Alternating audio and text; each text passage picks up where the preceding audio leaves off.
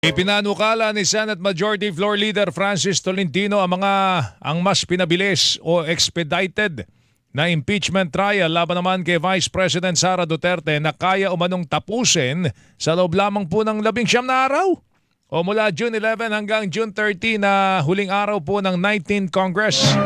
Ayon kay Tolentino, maaari niya itong ipresenta sa Senado ngayong araw. Pero para ba ito'y magawa ay kailangan mapapayag daw ang House Prosecution Team na sa halip na 7, gawin na lamang 2 ang articles of impeachment. Dalawa, doable na yun. Piliin na lang nila yung sa tingin nila ay meron silang sapat na ebidensya. Sa ganon, paraan ay talaga mapapabilis ito. Anya ay minumangkahin niyang pabilisin ang impeachment trial dahil hindi umano pwedeng tumawid sa susunod na Kongreso ang paglilitis. Show me a provision in the Constitution, 1987 Constitution, that would point to the words carry over. Wala. Yung salitang forthwith ay command na naka-attach sa 19th Congress. Hindi po yun constitutional command sa 20th Congress.